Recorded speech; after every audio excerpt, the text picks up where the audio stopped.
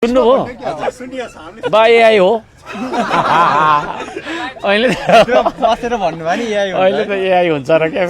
यदि म सभामुख भइदिएको भए नि होइन, म प्रधानमन्त्रीलाई अस्ति ल्याइसक्थेँ। म त संसदीय दलको नेता हो होइन, म त्यहाँ बोल्न चाहन्छु भन्दाखेरि उहाँले समय दिनुपर्छ। त्यतिखेर क्या उहाँ ब्याक सर्नु परेन होइन, अपमानित भएर ब्याक सर्नु पर्दाखेरि नराम्रो हुन्छ क्या। खोइको नि त के भनियो अलि हेप्न खोज्नु हो, त्यसले गर्दा तपाईहरुले समय मागी गर्नु भएको थिएन रे भन्ने कुरा हेपी चाहिँ हामी माग्दैनौँ, हेपी चाहिँ माग्दैनौँ। त्यो त कमन सेन्स हो होइन, यत्रो ठुलो इस्यु भइरहेछ, कमन सेन्स हो। तर हेपी चाहिँ माग्दैन श्रम संस्कृति। अलि हेप्नु हो, त्यसले गर्दाखेरि अलिक हकार्नु पर्यो। सभामुखले हामीलाई बोल्ने मौका दिनु भएन नि त, त्यसले गर्दा हामी त किन हेप्नु। म त साधारण सानो मान्छे, नेपालको सबभन्दा सानो मान्छे, कसैले हेप्नु सक्दिनँ।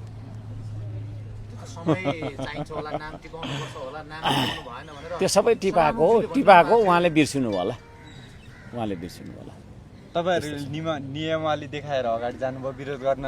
उहाँले नियमावली देखाएर तपाईहरुले समय माग गर्नु भएको छैन भनेर भन्नुभयो। यस्तो छ नियमावली त मलाई के अरे नसिकाइराख्दा पनि हुन्छ,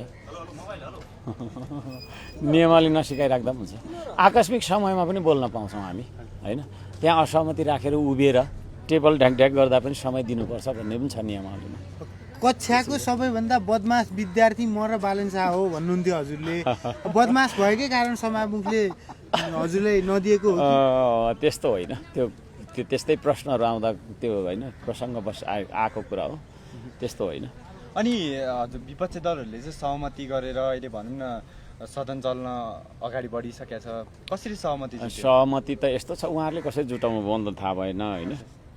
के छ भने हामी त्यो विपक्षीसँग सँगै पनि हिँडिरहेको हुँदैनौँ कि, हामी फरक मतबाट आएको मान्छे फरक खालको हुन्छौँ होइन। हाम्रो चाहिँ त्यही छ, अब प्रधानमन्त्रीले आएर जवाफ दिनुपर्छ भन्ने हिसाब हो होइन। अब आज एउटा माग भोलि अर्को हुँदैन। हाम्रो चाहिँ त्यही एउटा बोटम लाइनमा हुन्छ, हामी चाहिँ त्यो भन्छौँ। सभामुखले चाहिँ बोल्ने शैली भएन भन्दै हुनुहुन्थ्यो त, हामीले त्यसो। बोल्ने शैली त यस्तो हुन्छ, व्यवहार पछाडि। म चाहिँ त्यस्तो हो क्या, तपाईँले राम्रो सोध्नु भने राम्रो उत्तर दिन्छु, अहिले आँडे सोध्नु भने तपाईँलाई नै म फेरि आँडे प्रश्नको उत्तर दिन्छु, त्यो होइन। म चाहिँ टिट फर ट्याट हो, म त टिट फर ट्याट। हजुर सभामुख कस्तो हुनुहुन्छ भन्ने कुरा त्यहाँबाट तपाईँको चाहिँ त्यो चरितार्थ हुन्छ। सभामुखले नि यस्तो छ कि, सुन्नु न, यदि म सभामुख भइदिएको भए नि होइन, म प्रधानमन्त्रीलाई अस्ति ल्याइसक्थेँ होइन। किन गर्दिनँ? सभामुखलाई पनि नटिर्नु भएको कि प्रधान कहाँ टेरेको हो त, कसैले नटेरेको नि होइन। यस्तै भने त कसैले पनि टेर्दैन नि। ठिक छ, केही छैन, मलाई म त वेलकम छु त भन्दैछु त। अघि मैले भनेको थुप्रो 10 चोटि भनेको। अच्छा के छ, केही छैन। हामी न्यायको पक्षमा लड्छौँ। हेर्नुहोस्, न्यायको पक्षमा, समानताको पक्षमा होइन, लोकतन्त्रको पक्षमा, विधिको शासन संविधानको कुरा होइन गरेर चाहिँ हामी बोल्दाखेरि, हामी लड्दाखेरि, हाम्रो अडान लिँदाखेरि कोही कसैले हामीलाई हेप्छ भने होइन, हामी हेपी त माग्दैन। कस्तो कुरा गरेको, कमन सेन्स होइन त्यो भनेको, कमन सेन्स होइन त्यो भनेको। हाम्रो प्रतिनिधि गएर नाम टिपाएको कुरा गरेको कुराहरू त सबै थाहा छ त उहाँलाई। हजुर किन नगरेको त? उहाँले आफै तपाईँको चाहिँ के अरे विभेद गर्नुभयो। त्रुटिवश विभेद भयो या नियतवश भयो? मैले त्यहाँ पनि भने त म त संसदीय दलको नेता हो होइन, म त्यहाँ बोल्न चाहन्छु भन्दाखेरि उहाँले समय दिनुपर्छ। त्यतिखेर क्या यत्रो गाँठो परिरहेछ अनि दिन्न भनेर अटेर गर्दाखेरि अन्त त दिनै पर्यो नि त होइन। उहाँ ब्याक सर्नु परेन होइन, अपमानित भएर ब्याक सर्नु पर्दाखेरि नराम्रो हुन्छ क्या। प्रतिपक्षबाट पनि दिनानुदिन सभामुखमाथि जाई लाग्ने खालका अपमानित गर्ने खालका टिप्पणी आइरहेछन्, जस्तो तपाईँकै पार्टीको तर्फबाट हेरौँ भने होइन। त्यो त उहाँले रुलिङ राम्रोसँग गर्न नसक्दा अनुशासनहीनता बढेको छ। सुन्नु न, त्यो चाहिँ कस्तो भन्दाखेरि रुलिङ राम्रो भयो भने सबै कुरा हुन्छ, नत्र अनुशासनहीनता र अराजकता मैले पहिल्यै पनि भनेको थिएँ नि त। मर्यादा हराउँदै गएपछि अनुशासनहीनता झाँगिँदै जान्छ क्या। होइन, सत्ता पक्षको 2-4 दिनदेखि राम्रै छ, त्यस्तो नराम्रो छैन। सत्ता पक्षको फेरि राम्रोलाई राम्रै भन्नुपर्छ। सत्ता पक्षको सांसदहरूको 2-4 दिनदेखि चाहिँ होइन उहाँहरू त्यसरी बोल्नुहुन्न। त्यो नगर्नु पर्थ्यो।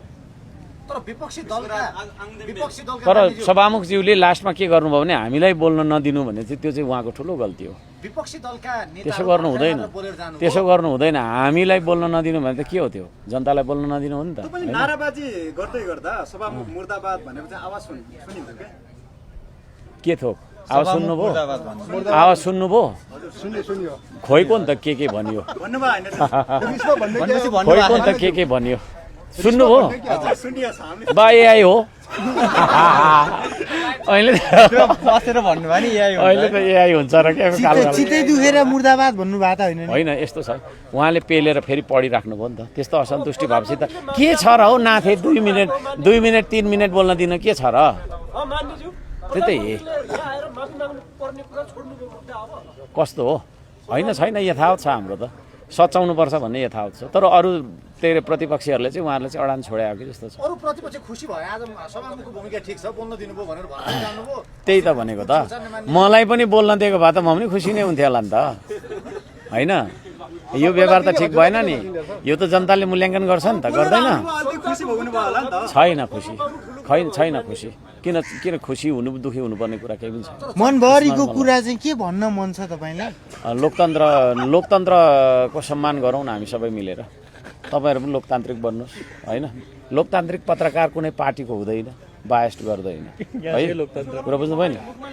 लोकतन्त्र तपाईँको सुन्नु न, लोकतन्त्र तपाईँको सुन्नुहोस् है, लोकतन्त्रमा पत्रकार स्वतन्त्र हुन्छ। पत्रकारले प्रधानमन्त्रीलाई पनि प्रश्न सोध्न पाउनुपर्छ, होइन? तर यो देशमा त पाएको छैन हो। त्यही लोकतन्त्रको लागि त म कराउँदैछु देख्न पनि गाह्रो भइसक्यो मान्ने हो। अब म एक दिन सदनमै बोल्नेवाला छु त्यहाँभित्र रोस्ट्रममा कि प्रधानमन्त्रीले पनि बोल्नुपर्छ यहाँ अगाडि आएर, यहाँ उभिएर। किन आउँदिन? म जति धेरै जवाफ दिने त कोही राजनीतिमा छ आजको दिनमा छैन। हरेक व्यक्तिलाई तपाईँको कार्ड छ कि छैन प्रेस कार्ड भनेर पनि सोध्दिनँ म, होइन? एउटा विचार लिनु छ तपाईँसँग भन्यो भने मैले सकेको समय दिइराखेको छु, सोद्धा हुन्छ साथीहरूलाई। त्यो त खोइ गर्नु चाहिँ हुन्छ कि हुँदैन।